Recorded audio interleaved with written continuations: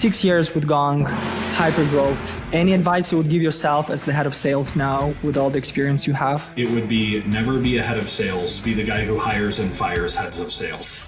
It's not about you being heard by your executives. It's about you making yourself. The mindset you shouldn't have is I deserve it. You don't get what you deserve, you get what you negotiate. If you think about the distance between you and your dream life, the distance is not measured in time, it's measured in skills. I'm loving this. Oh my God, I'm just thinking how many people I would share our conversation with. I want to make the biggest contribution to global sales success of any company on the planet. You all know Gong.io, right? From 200,000 to 200 million ARR in under 5 years. Pretty impressive, right? Well, today I have Chris Orlob, the head of sales for Gong, who was one of the first people they hired and who stayed with the company throughout the entire time of the hypergrowth and now can share how to build and operate in the hypergrowth environment. Chris and I talked a lot about leadership, culture, and people of the hypergrowth companies. You shouldn't miss this episode. I had so much fun and I learned a lot from Chris. So make sure you are tuning in now, all right? Thank you and enjoy the episode. My company, Belkins, we've been in business for 5 years. We are at 300 people right now, and growth is our mission. And I was under impression that I was growing insanely, doubling every year.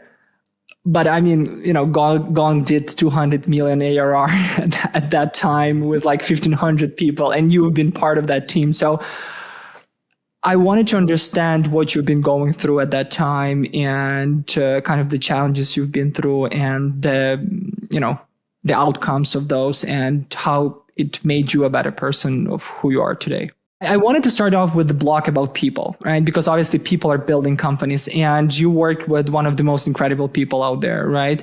So, the people were top in their field, top of their class. So I wanted to understand who were those people? Describe to me their personalities if you can. I think it depends on the role. The first thing I would talk about is just the value of having those people, right? I'm already feeling that with P Club, which is the business I'm running, right? Up until the first few months of P Club were just me, right? It was creating our first course and marketing it. And my co-founder, who, I've co-founded businesses with before, he still had his job. And then he joined in January. And so now we went into a higher form of leverage. He hired an engineering team. And now that part of the business was taken care of, right? Product management, engineering. I was able to free myself up a little bit more.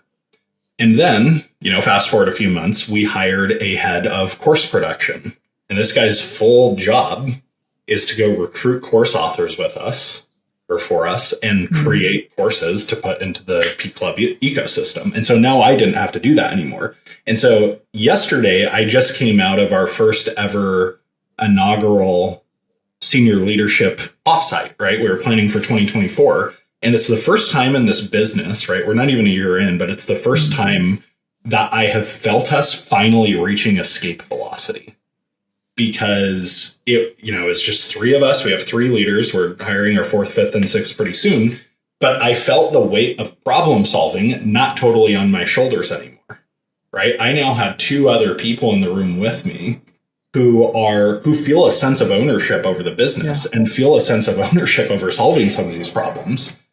And so that's some of the values. If you're an entrepreneur or any type of leader, the more great people you add to your mix, as long as they have a specific job to do, the higher leverage you can spend your own time, right? I don't have to write email copy anymore or create landing pages or work with course authors, to create courses. I can now start to continue up leveling into the more strategic. And that's how scaling works. Right? That's what happened at Gong is yes, it's not that simple. You need product market fit, which is not trivial, right? It can be hard to arrive at that. But as soon as you're onto something, it's just kind of this ever growing, hiring people, but not so much that you can't afford it and managing your burn rate. in such a way that, like, you as the leader, you're buying back your own time. In fact, there's this guy named Dan Martell who wrote a book recently called Buy Back Your Time, and it's really great. And the entire principle of the book is you should hire people to do things that you're currently doing so you can continually ascend up the leverage ladder. Now, what do those people look like? I think it depends on the stage of the business and the role, right? So one of the, I don't have a better analogy, and I realize like this analogy could rub some people the wrong way, but I'm going to use it anyway.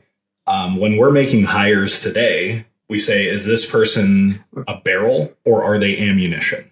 And I don't remember where we got that. We didn't invent that. But what I mean by that is, like, if you're ammunition instead of a barrel of a gun, that means you need structure and a playbook already placed, and then we can put you into that system and you'll perform well. There's nothing wrong with that, but that's what you do. A barrel is somebody who can point themselves in the right direction and figure things out and take an ambiguous situation and bring certainty to it and build the playbook. And so right now, like in the early stage, we only hire barrels. If you're somebody who operates well within a pre-designed system, that's great, but we're not ready for you yet. We need people to build the system first. And so I think that's one thing, is just like, is there enough intellectual horsepower and ability to deal with ambiguity? Those are two big traits for people joining early stage startups, because that's all there is ambiguity. Every day is ambiguous. The rest of them, right, I think some of these are generic, but they're generic for a reason. You have to be gritty, right? Like, building a startup is super hard. Depending on the role, you generally have to have like some pretty tight business acumen, especially if it's like a go-to-market role or anything like that. And then a sense of ownership over the mission of the business. Like, do you give a shit over what the business is trying to accomplish over the next 10 years? And is that something you're willing to invest a portion of your life in? Now, the profile of these people starts to look different as you scale the business, right? When you reach 30 or 50 or $100 million, now you're looking more so for seasoned operators. These people aren't always creators. They're not creating new things from scratch. They're optimizing an existing system. There's nothing wrong with that. I don't look down at that skill set. It's not my skill set. That's just what they do, right? Like, they are really good at taking a medium-sized business and making it bigger through optimizing it. So hopefully that answers at least. It does. It does. Yeah. So obviously, every organization, including Gong at the time, had certain life stages or cycles of sort of like development that were processing through people and teams and as you said, like barrels and ammunition, which is a great analogy, by the way. I'm going to use that later. The right decisions that were made at the beginning with the right barrels, with, people with the right attitude, the mindset, the sense of the ownership, essentially set up Gong to success and your team to success, to be able to kind of grow and streamline. That is. Yeah. The analogy, I don't know if this is an analogy. One of the things our CEO used to say is, here's how you make a unicorn company. You build a product so good that a weak go-to-market team could sell it. And you build a go-to-market team so good that they could sell a weak product. And if you do both of those things, then you've got a unicorn. Now, it's easier said than done. And there are a few things that go into it, but a lot of it comes down to people. Because if you hire very smart, passionate people, and you don't have one of those things, they can figure out how to get you there, right? If you lack product market fit, well, that's a problem that can be solved. Are we targeting the wrong market? Should we talk about new market segments? Should we talk about a different pain to solve? Do we reposition the product? So that, Amit, our CEO, or Gong CEO, would use that as shorthand, but he's totally right? Build an amazing product that even a weak sales team could sell, and build a sales and marketing team so good they could sell a weak product. You do both of those things, and and you've got one of those 9 or 10 figure unicorn companies. Yeah. When we talk about leadership, were there people with you for all those 6 years that stayed with Gong for all that time? Yeah. There were a few for sure, right?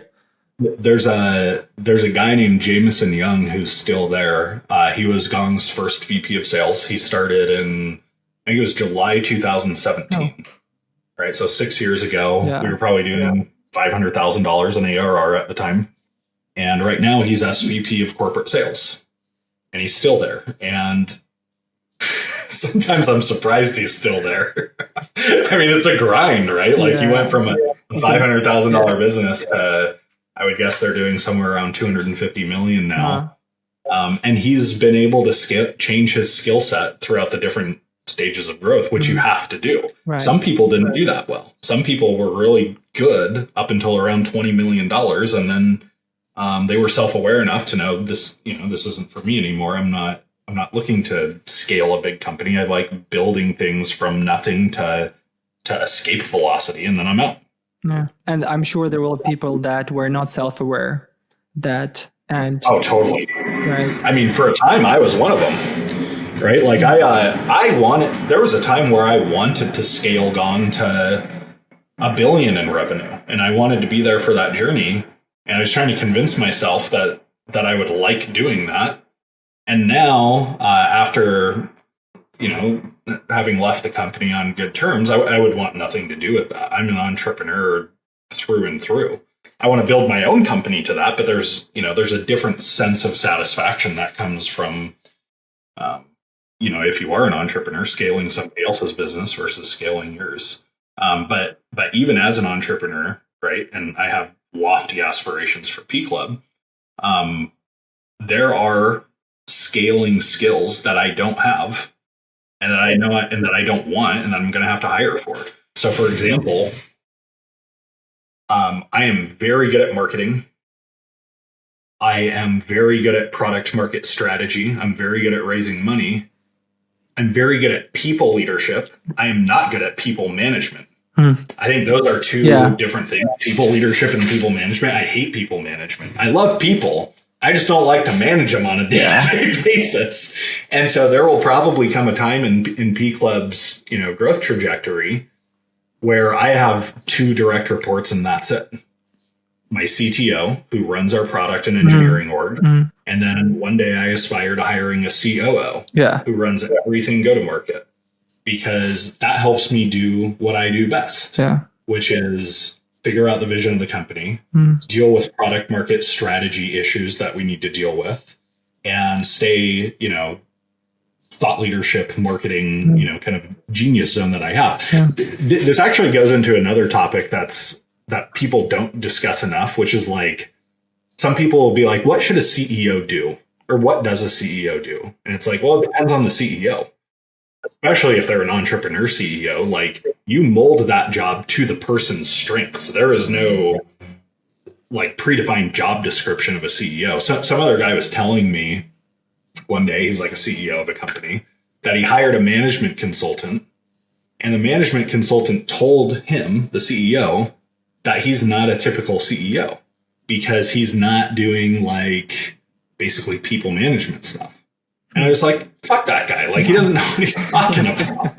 There's no box that job encapsulates. It just depends on the person's strengths. That's so true. It's interesting. A very good concept of having a people management and people leadership, because usually the founders of the company are great in people leadership, right? But they're not good at scale at people management at all. And when we were at the 50 to 100 people, we were good at people management because we talked to everyone, we knew everyone. Now, when we are at the 300 people, we suck at people management, and our HR team, our VPs, they just come in and say, guys, I'm sorry, you cannot send that message, or I'm sorry, that wasn't the good way, So it's like, and that is so true, right? Because there's a totally different, skill set. And sometimes you being either CEO or the founder, you just don't realize this, right? And if it's too late for you to realize, you cannot scale, right? You just have always people in and out, etc. And that's not, good for the business. So talking about those key leaders you work with side by side, can you describe their personalities to me? Who they are with regards to like, are they like jackasses, straightforward, honest, smart? No, I mean, I'll go through a few of them. So Amit Bendov, I'll start with him, right? He's the CEO of Gong. He comes across as very laid back and nice and like just like a good guy. And he is all those things, but he also has the steely determination of an entrepreneur, right? Like his mind is always thinking about things. The thing that defines Amit is I've never seen him lack conviction. Like you'll never see him wavering from like his vision or anything like that. I've just never seen a hint of doubt. So that's Amit, right? Amit is very strategic minded, very nice, but is also demanding at the same time, right? There were times like he would send an email to me and he's like, "You're moving way too slow. Like, what is go?" So, there's a little bit of some conflicting personality traits. Udi, who was the VP of marketing, then chief marketing officer, and now he's doing a different role there.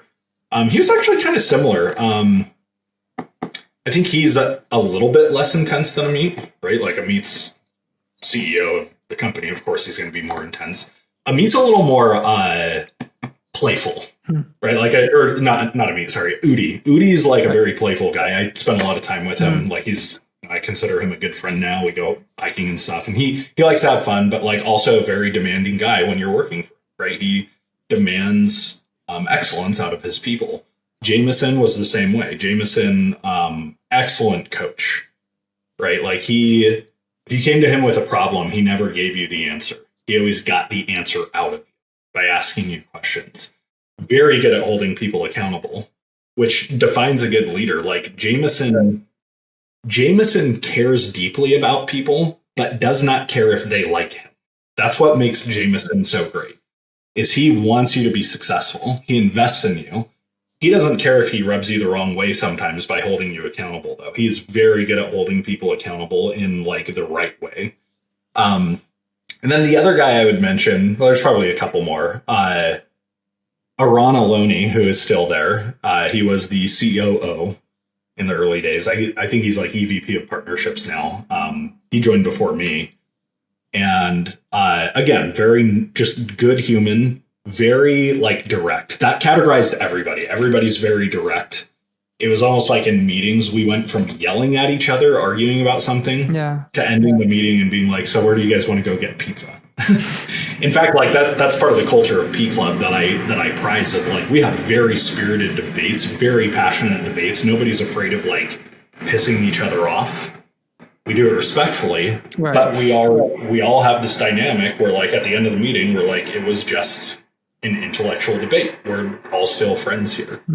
And so Aran Aloni, he characterized that one well. And then the last guy I'll talk about is who was my boss for a while, Ryan Longfield, who was actually just stepped down as the chief revenue officer. He was there for a long time. That guy just exudes leadership, right? He's just very charismatic, builds followership among people like I've never seen before. Just like when you think of like an inspiring leader, he would be the caricature of that. Personalities that you just described of these great leaders, great people who were the baseline of the success of Gong, of course. Do you think that a lot of those traits have been developed within the organization when they entered it and start building it? Or you think that there was already there, a lot of those things, they already had their experience? So essentially Gong won't be successful as it is if those people didn't have the background they had with all the, characteristics they had. A different way than you're saying.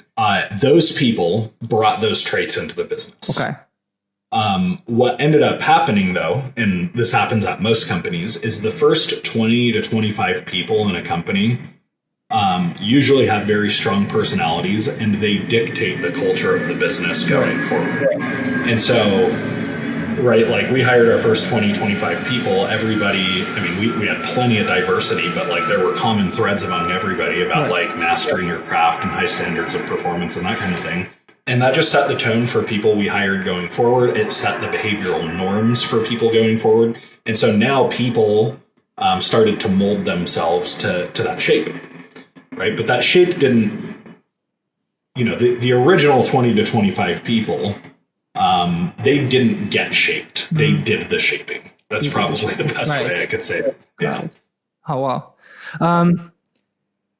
Did you guys hang out together after hours, during happy hours? You did? Yeah. Okay. Yeah, we did that all the time. When did you stop hanging out?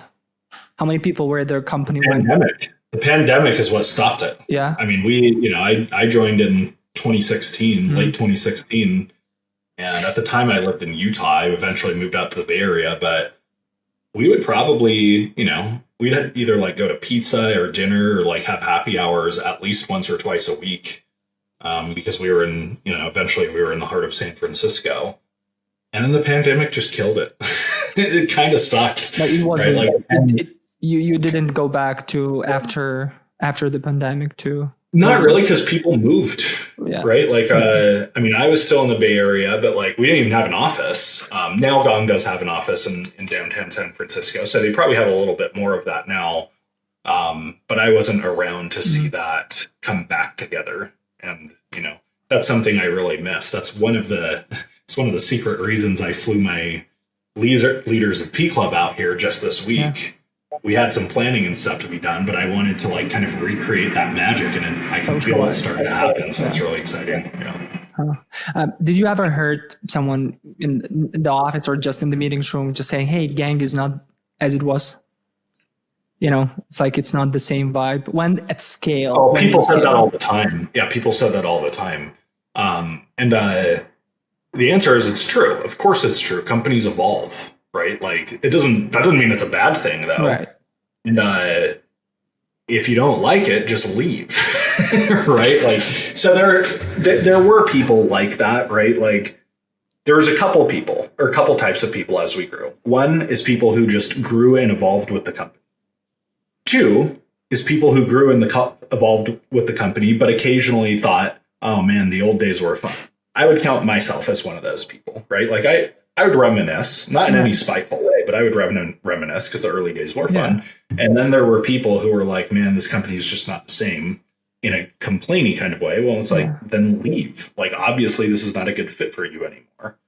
And I think that's going to happen with literally any company ever that scales. The company will change, right? Like the feeling of the company at 10 people versus 1,000 people will just be different. Even if some of the same cultural threads run through the veins of the company, you are naturally going to become more bureaucratic because there's a lot more people and there's higher stakes to every decision you make. So there's this joke, I can't remember where I heard this from, but it was like the goal of early stage people, right? The goal of early stage employees and entrepreneurs is to create the thing that they hate, which is a big company. And for some of them, it was like mission accomplished. Yeah, it's so true. Yeah. Were there a certain type of people who didn't fit in this environment of the fast growth that usually when you have a sort of the personality of that type, you're just like, yeah, they're not going to hear as soon as excuses came out of somebody's mouth, it was a death sentence for them. Like we saw the pattern enough. Or like if somebody started, you hire somebody, you give them a ramp time 3 months in. If they keep saying like, oh, things aren't happening because this, and this, eventually those people wouldn't work out to the point where you could just predict it to a T, right? Like years later, we had already seen that story or that movie several times.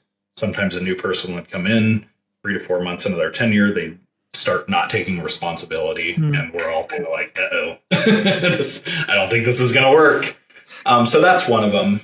That's the main one, though. Like, it's definitely not a place, like a hypergrowth company is not a place you go for an overt amount of work-life balance. Yeah. Now, what I'm not telling people is like, you totally have to sacrifice your work-life balance to go work at a hypergrowth startup, because I don't think that's true, right? But like, you're not going to work 35 hours a week. You'll probably be doing closer to 50, sometimes more. And if you're not okay with that, fine. There's nothing wrong with that. That's not what I choose. One of the things I don't like is when people who are obsessed with work-life balance tell people who work a lot, which is me, that they shouldn't work that much. And I'm like, I like it. Yeah. Right? Like I like it. Now I like other things too. I got 2 little kids. I got a wife. I have friends. I understand. I try to take care of my health, but like, there's just like, and I get Thomas Edison did I say that name right? What is something in my brain just stopped working? Yeah, Thomas Edison. There's like a story of his wife, after he's working all the time, his wife being like, take a break. Tomorrow morning, I want you to go wherever you want to have fun. And he goes, okay. And she wakes up the next morning and finds him in his like lab. She's like, I told you to go wherever you want. And he's like, I am. I like working. So I don't know how I got into this tangent, but I think there is like this ethos in the United States. I don't know if it's elsewhere, where like a lot of people just see hard work as a bad thing. And it's like, look, if you don't want to work hard, I'm not imposing that on you. That's not what I'm doing. But like hard work, if you think about hard work, that's actually an act of optimism. Oh, of course. Right? Like you're not working hard because you think it's going to create a bleak future for yourself. You're working hard because you think it's going to create a better future than so it's kind of like a gem in some ways. Now, if you're being forced to work hard and you don't have options and somebody's just cracking the whip at you, sure, that sucks. Yeah. That's a soul-sucking situation. You should get out of that situation. I guess what I'm trying to say is like some people, they should optimize for work-life balance, and there's nothing wrong with that. Some people, their hobby and their passion in life is their work, and that's okay too. I love passionate people, and when the person is passionate about their work, they can be very creative, and when they create something, and this is one of the best feeling when you started something that wasn't there, and then you have people creating through hard work, dedication, and passion, and this thing actually is there. It works. It's one of the best feeling. It's like, wow. Totally. Yeah. What do you think was the main reason for people to stick around at Gong? I don't know if I can speculate for other people, but for in me, your opinion, for me, it was our leaders, right? Like for me, it was like specifically, if I left, I knew I would miss the hell out of Amit and Udi and Jameson and Ryan and Aran and some of those other people. And I still do. Like the Gong was some of the best years of my life. I still think my best years are ahead of me because I'm an eternal optimist. Yeah. But it was so fun. And like, I mean, they were just such, I don't even know if fun is the right way, but it was just such an energizing environment to be around those people, right? Like Amit was a mentor of mine. And he took me out to dinner, just me and him a couple of times, even when the company got big. And he would mentor me, and he took the time to, because he knew I wanted to be a CEO one day. He took the time to like teach me lessons. I'll tell you one story about Amit, actually. Like this tells you the quality of him. This was probably in late 2017. I had just moved to the Bay Area, right? Amit asked me and my family to move. And at that point in my life, I was like dysfunctionally frugal with money, right? Because like I grew up in a lower income household, and so money felt very scarce to me. Mm-hmm. And so we started, making decent money, me and my wife and kids, and I wanted to save it all. And if my wife asked for $100 to go put the kids in soccer, I freaked out, right? Like very dysfunctional to the point where me and my wife had to like go to couples therapy to like get this untangled. And there was one morning. Now keep in mind, Amit gave me a very generous raise when I moved from Salt Lake to the Bay Area. Like, it was more than money, right? So it was more than a cost of living raise. And there was one morning I got in a fight with my wife, a bad fight before work about something money related. I can't remember what it was. But I was obviously flustered, and I drove to the office in San Francisco, and Amit could tell, right? Like I was sitting right next to him, and he goes, "Hey, Chris, can we go talk for a few minutes?" So I go into a conference room with him, and he goes, "What's wrong? Like, I can read this all over your face." And I told him what had happened that morning, just almost like as a therapy session. And he like empathized with me, and the conversation ended. And I thought that was that. I thought that was over. The next day, I come into the office and he pulls me into a conference room and he goes, "Hey, I've got something for you. I'll make you a deal." Keep in mind, he had just given me a raise. He goes, "I'll make you a deal. I'll give you an extra $12,000 a year, right? $1,000 a month before taxes. I'll give you that raise right now, even though I just gave you one, if you promise to me that you spend every dollar of that on your family and you just use that extra $1,000 a month to put the kids in soccer and to do fun stuff throughout the Bay Area." And I was like shocked. Like, I was like, yes, absolutely. I remember walking to like the Caltrain after that to go home being like, what the fuck just happened? Like, is this real? And like that's a me, right? That moment like influenced how I think about leadership, right? He cared enough to, here's an extra $1,000 a month, go prioritize your family. Now, I'm sure some people are listening and they're thinking, oh, that doesn't solve the problem, Chris. He's just giving you a bunch of money. Sure. But it was still a very kind gesture. And long story short, me and my wife did solve that problem. I now don't have weird hangups with money somehow. I mean, I think that the moral of this is, it helped you to make a first step, right? He gave you an incentive for you to be more easy with the first step. But once you start your journey into solving the problem, right, and you saw that actually you can do that, then that's already half of the solution. And then you just, through hard work, you ended up obviously, addressing and solving the problem. So I think that this is one of the best things he could actually do for you, right? Yeah. Especially when he just signaled to me that he cares about his people. Yeah. Right. You don't do that if you don't care about your people. Yeah. My last question about the people block, and then we're going to move on.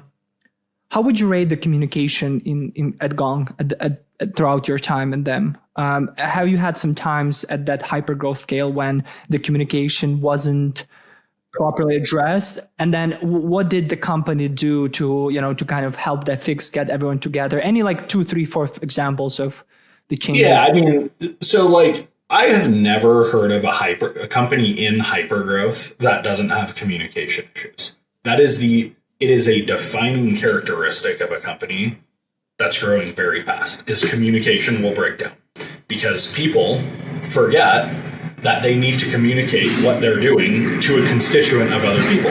I was more guilty of that than anybody in the entire company. I did that shit all the time. I still do that.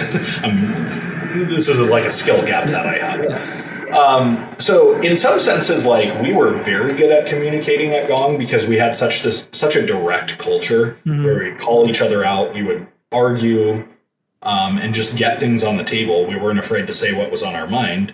So in some senses, we were very good at communicating, but like, making sure marketing and sales was already all on the same page, and customer success and post-sale. I don't have a specific example, but it's just the most common state of a hypergrowth company is there's some sort of miscommunication happening. Yeah.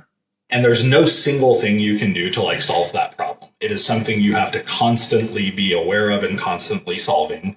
The best advice I can give, which was advice my CRO gave me when he was coaching me on this stuff, is he said, anytime you're about to make a decision, just get in the habit of stepping back and thinking, who is affected by this?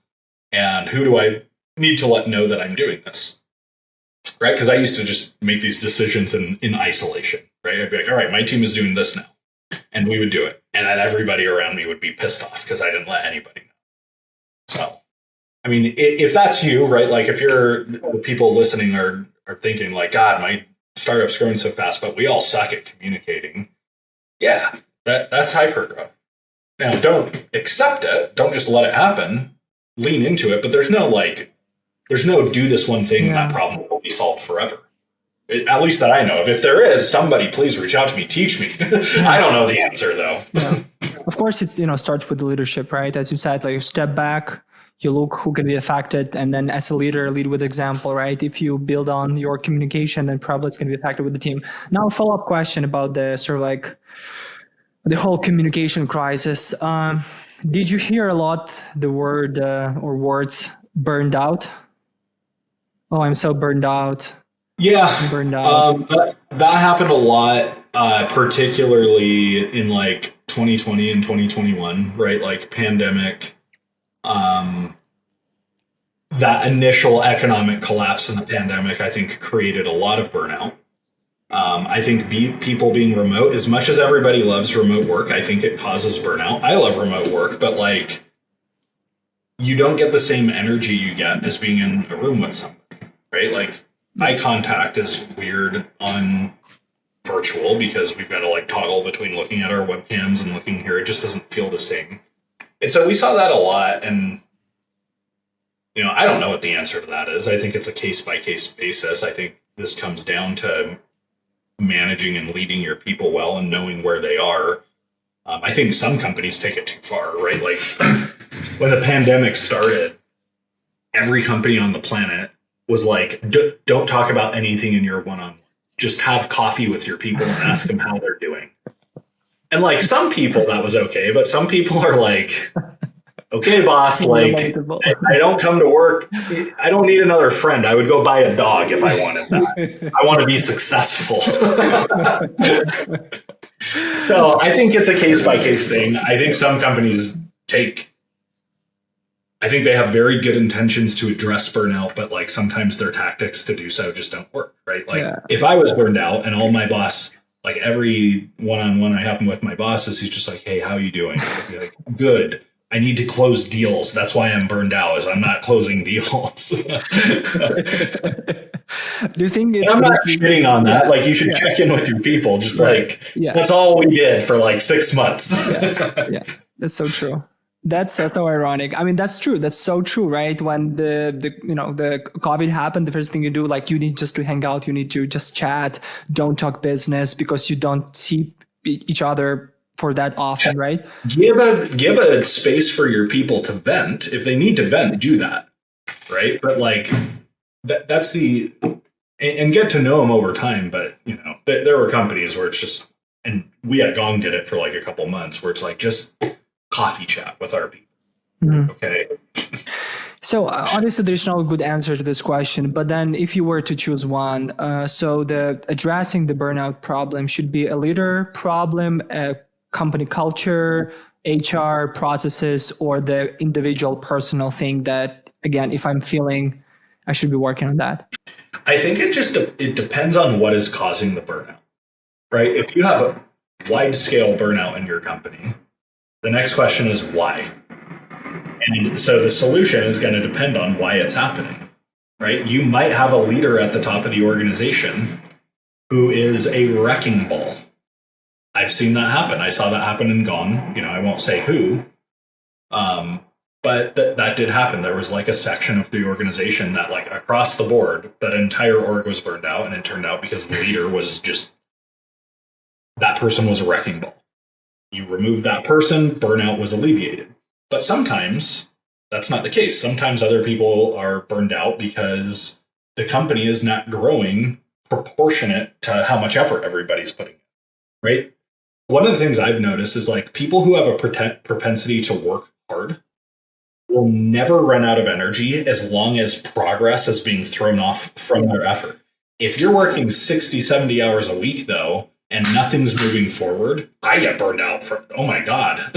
I'd be burnt to a crisp. So I think the answer is it depends.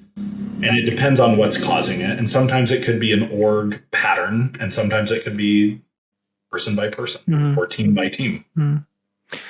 If we reflect on the Gong story, what was the success factor of this hypergrowth company to become successful? It comes back to that same thing I started with, right? Product so good that a weak go-to-market team could sell it. But it's, one of the things that gave us that initial velocity, though, that I think other startups underappreciate is, like, we had 3 things, and most startups only have 2.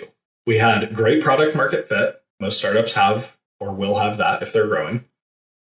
We had a great sales team, and most startups do that. But we also invested in great marketing early on. And those 3 things are a flywheel, right? If you have great marketing, great sales, great product, you're going to skyrocket. And most startups, they don't get marketing. They don't do it. And if they do it, they're not very good at it. And we were very, very good at marketing, and it made selling so much easier, right? It's like when you put all three of those together, a great product, great sales, and great marketing, it's like having a hot knife and slicing into butter. It just separates it, right? Everything gets out of its way. I mean, you guys have had great marketing. You've pioneered a lot of things in the actual acquisition space, and great sales team. But then, every organization has something that stands out. Like Zappos had their support team, right? We have our delivery team that is best in the entire industry. Who, in your opinion, stood out in the crowd at Gong, kind of that made it work? If you pick one, I think it was the company value that we called create raving fans, right? So like, it wasn't even a value. Like Amit defined our company operating principles, and he specifically said, these are not values. These are principles that you should use to make decisions when you have no one else to consult. So if you can't ask your boss, what should I do in this situation? Then these are your guiding posts. And one of them is, when in doubt, create a raving fan. And so everybody in the company, right, if they were in support, in CS, in sales, in product, if they ran into a situation where they had an opportunity to turn one of our customers into a raving fan, they would do it. Gong was very, very good about living their operating principles and not just having them like up on the website. Like they were talked about every day. They were used to make decisions. That one to me stood out the most. What were the other principles that you remember? So another one was challenge conventional wisdom, which I took to heart. Like today, it's almost annoying how much I question everything. Yeah. Like I think everything is like conventional wisdom, and we could like redo entire industries just by having that challenge conventional wisdom mindset. That was a good one. Another one was called no sugar, which means we didn't sugarcoat things, right? We were very direct with each other. And it was very productive, sometimes scary, like having arguments with people. Favor the long term. That was another one, right? That we were pretty good at. Enjoy the ride was one that like I think some people were good at and some people weren't. I don't think I was that good at that one. Yeah. I know why. I saw your video back of you 2016, and you haven't heard that gray hair back then. So it's been 7 years, and I noticed. I was like, okay, because I was very different than I did when I started. So obviously the ride was there. You grew a lot, but then enjoyment of the ride, right? Any advice you would give yourself as the head of sales now with all the experience you have? It would be never be a head of sales. Be the guy who hires and fires heads of sales. That is, I mean, so that's actually a funny story. This is a personal thing, right? I just, no, I'm willing to share it. It's just, I wouldn't recommend this advice to other people. There are other people who want to be a head of sales, and I have no problem with that. If I worked for a company, that's what job I would want. Yeah. I just realized that I'll never not be an entrepreneur again. When I was leaving Gong, it was about this time last year, I went to breakfast with Amit in San Francisco, and he was one of the first people to know that I was going to be leaving. And I told him two things. I said, number one, Gong will be the last company I ever work for. I'll be a serial entrepreneur from here on out. And number two, I don't want to be a CRO. I want to hire and fire CROs. Now, I don't recommend that to other people unless you truly want to be an entrepreneur. So the question is, what advice would I give if I was, to my old self, if I was head of sales? I'd say get obsessed about getting hiring right earlier, right? Because I made a few mishires as I was building that org up to 30, and it puts a big dent in your culture and your revenue and that kind of thing. And I was overconfident that I could take some people and train them up. And some people you can train up pretty well, but some people, they're not going to improve no matter what. So that's one of them. Yeah, probably those. The other is just why do you want to be a head of sales? I wanted it for the wrong reasons. I wanted it because at that point in my life, as embarrassing as this is to admit, one of the measures that I defined success is how many people report to me. And now, I mean, we talked about this. I only want 2 reports. That's it. So That's the dream job. I think that's one is like, why do you want to be a head of sales? And if it's because like you really get jazzed from like building a great org and making people successful, which I did, but I get jazzed even more by being an entrepreneur and creating new market value. Yeah. So, do you think you did a good job as a head of sale? Yes, I was good at the job. Right. So, can you answer me why do you think you were a good head of sale? I think there's probably a few things. I'm very good at improving people's skills who are willing to have their skills improved. Like I know how to coach people and train people in a way that transforms their skill set. I know how to sell very well myself, right? Like that's not the job of a head of sales, but if you can't do it, you're going to have a hard time getting people to see you as credible. I was very good at inspiring people and leading people. You mentioned that there were some kind of mishires or you didn't, hire the right people. So you can focus more on that if you go back. Are there anything else that you would do differently now? If you were to do it again? I would build stronger relationships with my cross-functional partners early on. That's something that took me a while to get right. Right? Like my first year in that role, I ran that team in isolation. Right? I didn't really work with CS. I didn't really work with marketing, the other functions I needed to. And it was like a painful transition. Right? I had to learn that skill. My boss gave me hard feedback a couple times on that. And it was painful. I'm super grateful I went through it now, though, because like now I know how to build those and, build a cross-functional network. But that's something I should have done from the beginning. At the beginning, I just saw my job as me and my sales team. And that was my job. And what great second line leaders and third line leaders do is they think their number one team is their cross-functional partners, first and foremost, and then their sales team is actually their second team. And it took me a long time to adopt that mindset. I'm loving this. Oh my God, I'm just thinking how many people I would share our conversation with just because you were spot on things. Just last week, I have a meeting with the entire leadership team where we, on a scheme, talk about the importance of the cross-function communication and cross-function work as one of the basics for good leadership and for the good actually execution, right? Because that's what at the scale or a hyper that's scale. That's your entire job when you get to the senior ranks is just working side by side with other executives. Yeah. As an executive, have you always been supported, heard, given the green light by the C-level? Or were there moments when the decisions were not made in your favor? Now, I was always heard. And part of that, though, is, and I want to be careful about this one because I think there is plenty of companies who don't let other people's voices speak for either sexist or other reasons like that. That caveat aside, it's not about you being heard by your executives.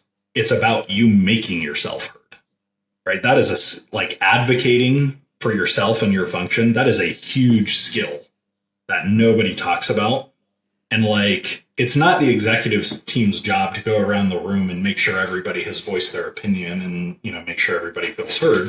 In a perfect world, it would look like that. And we need to do some systemic things to make sure underrepresented people are heard more. However, like the reality that we live in is executives live in time and attention poverty.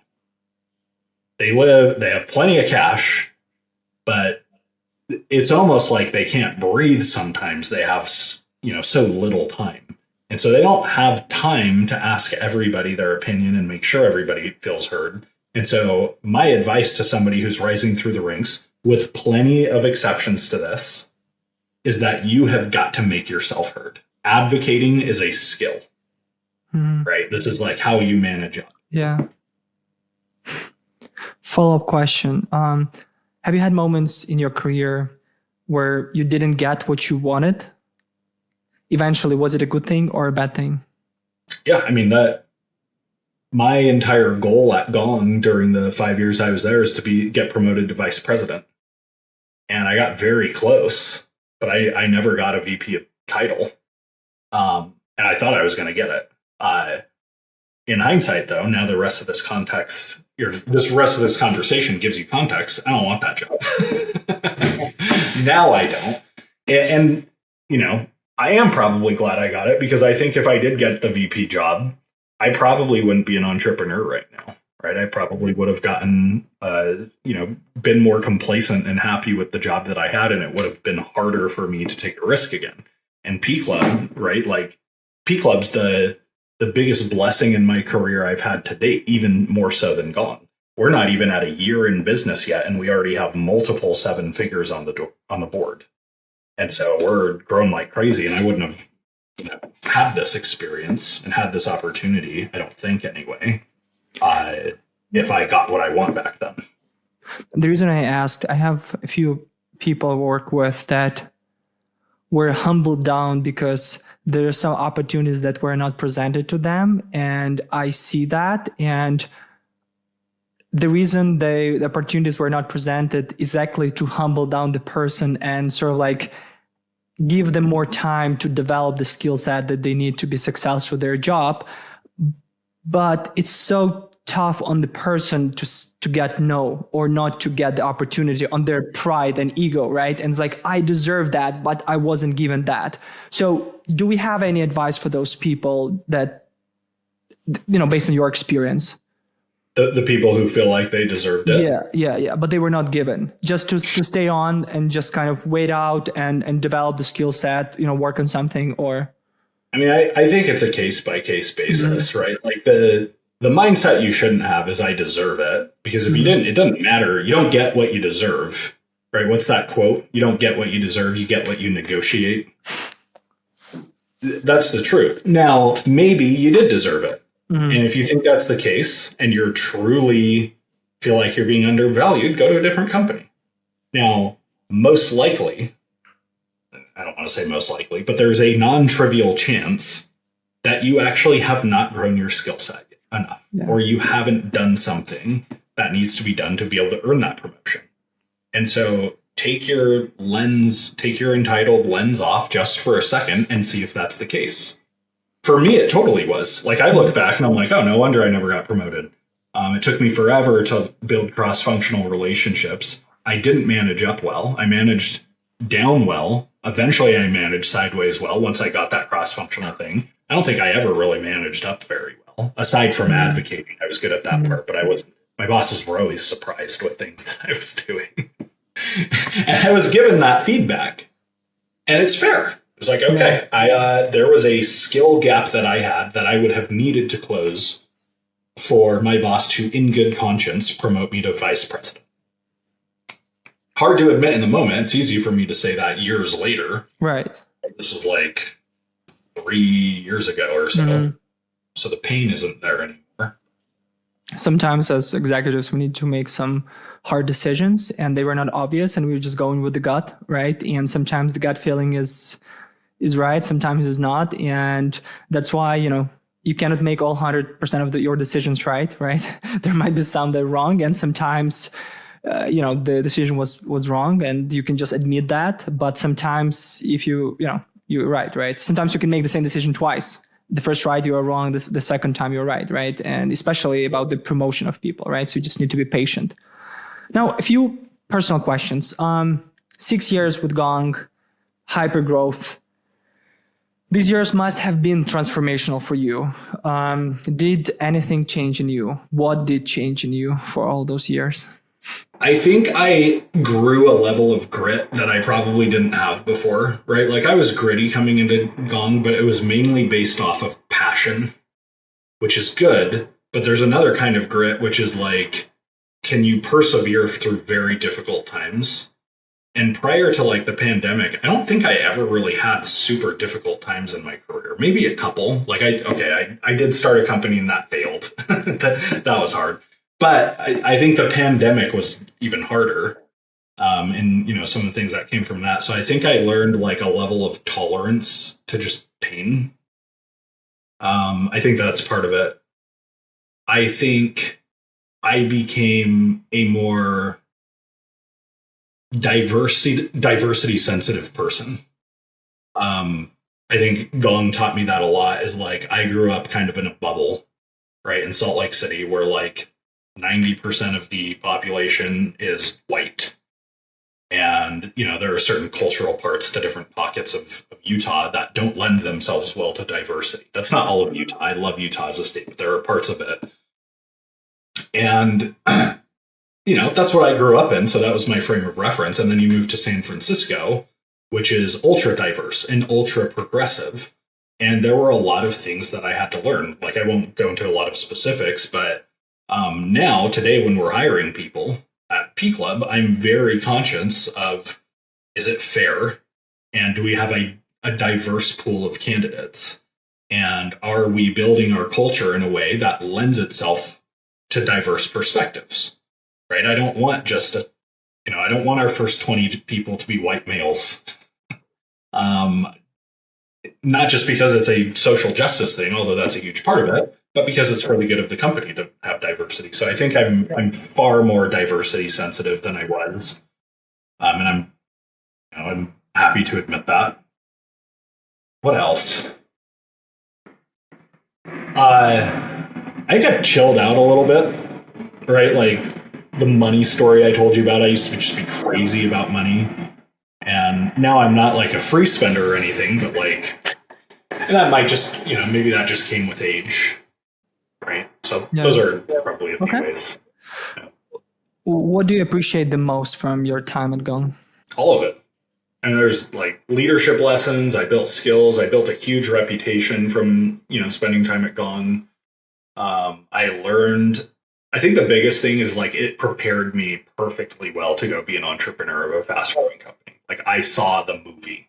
I saw what good looks like. And now when I'm making decisions to grow P Club, like I'm drawing on the 6-year experience that I had at Gong. Do you have any professional regrets? No. I don't, because I think about the concept of regret a lot, right? Like I think about like what would I regret the most? Yeah. And I don't do that thing.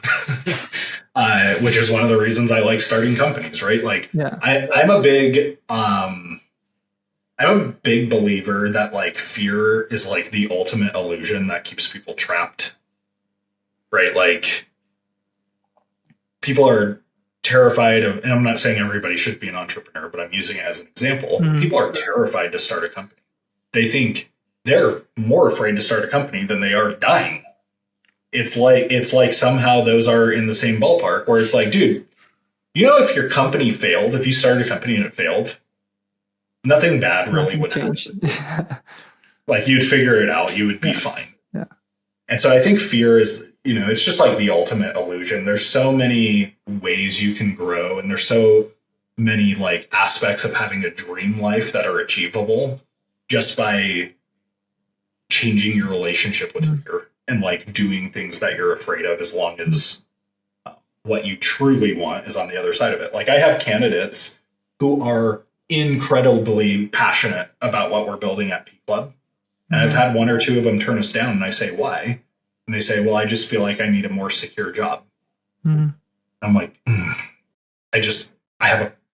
you do you, and you live your life to your values, but I feel like whatever you're choosing is not more secure than this. And this is not as insecure as you think it is. There's no secure, unsecure, not secure anymore, right? Ultimate security is prison. Like if you want ultimate security, you want somebody to bring you a meal 3 times a day. Yeah. Go to prison. That's security and freedom are at odds with each other. People think those are the same things. They're not. Freedom is terrifying. Yeah. Right? Freedom is doing things without a safety net. Yeah. But you get freedom. Security, the more security you have, the more freedom you get up or you give up. But you have security. You have somebody else taking care of you. Yeah. Or at least that's the illusion. Hypergrowth is like a lot of stress, a lot of tiredness. how did you notice your tiredness and your stress, and what did you do about it? I mean, I'm tired today. Mm. I still deal with that, and I have no reason to be tired today, right? Like yesterday was an amazing day. I ended our offsite, right, with my leaders. I went home and I was just inspired out of my mind about what we're building and like what our future looked like. So you'd think like I would wake up the next day just full of energy. And I woke up today at 6 a.m. and I was tired and I didn't want to do anything. I wanted to cancel my entire day and just take a nap, including this podcast. Yeah. I didn't do it though, as you can see. So it's so much fun, right? And then you would miss that. Yeah, I mean, now I'm having fun. Yeah. I don't know what the answer to that is. I actually feel like that's something I struggle with, is like, I struggle with energy. Like sometimes I have a ton of energy, like in my reserve tank about like, I push very hard. I'm building a company, but like sometimes I inexplicably get tired. Like again, today's a good example. Like I don't know if it's like diet or lack of exercise. It's probably is it physical or a mental tiredness? It feels kind of like both. I think part of it is like I have a lot of hiring to do. Yeah. It's like procrastination type of. Yeah, and that's weighing heavy on me because like I also have a lot of stuff to do that's not hiring, but I know that's all going to get easier when I make these hires. But I have to do both of those things right now. So I think just staring down the barrel of my to-do list sometimes wears me out. Sometimes that energizes me. Sometimes it wears me out though. I'm not great at exercise lately. Like 3 years ago I was in the best shape of my life during the pandemic. Right now I work out like once a week, which I need to change. You should listen to we already live with this season, and you should listen to the first episode about the mental health and health care and generally like the personal health. One of the guests, he's like is like world famous #1 public speaker. He's doing like 200 or has done 200 public speeches every year for like 30 years. And the guy is like 62. His name is Chip, and he's exercising almost every day. And you would see the energy that he produces at that age. And I'm always like, oh my God, I want to be there. So the way that I am trying to show up every day and do something is just to kind of to get to that point, with my health. What advice do you have for executives of the hypergrowth startups? So if I'm an executive of a hypergrowth startup, advise me something. Hire people that are better than you. That's probably the best I can give you, right? Like, there's no specific advice I can give to that person because their challenge, every situation is going to look different. But like, I can tell you this, if you hire people that are worse than you, you're going to have a bad time, right? So raising your talent bar, that's probably the best thing you can do, because like, if you pack your team with A players, you can do a lot of other things wrong and you'll still win. If you pack your team with B players and C players, you can do a lot of things right and you're still going to lose. It's like, hiring the wrong people is like putting an anchor around your ankles and trying to run. So, I mean, that's the biggest thing. A, hire people. B, make sure they're great. This is for leaders. Now for the people that work in the hypergrowth startup. You got to want it. Just be honest with yourself. Is that what you want? Because for some people, it's the best thing in the world. For some people, it sucks. So, like, just decide which one you are and embrace it. And, like, if you're not one for hypergrowth startups, stop bitching about it and just get out of it. Or if you change your mind on the way, right? It's okay. Yeah, if it outgrows you or you outgrow it, either one, it's fine too. Yeah. P Club and QuotaSignal is almost a year. You are, again, building your companies, pushing them. How are you feeling? Good. Depending on the day, very good. Like I said, today I'm kind of tired, but like, we're going to build P Club into a multi-9-figure annual revenue business. And I have 100% confidence that's going to happen. And that energizes me. especially because I know how much value we're going to create with a community of people that I love, which is professional salespeople and sales leaders, right? That is who we serve with P Club. And so I'm having the time of my life, right? Like I love creating value. I love creating new things. I love growing companies. And so I'm at the height of my energy, with the exception of today specifically. Today is a bad example. In general, though, 10 out of 10 as far as energy levels. Can you speak to me about how did you embark on this journey? When was the time you sort of like group together the idea for P Club, and you just say, okay, this is what I wanted to do. This is why I think I should spend my next 5, 10, 15 years, going through the motion. Was it person you talked to, the idea you had, sort of like?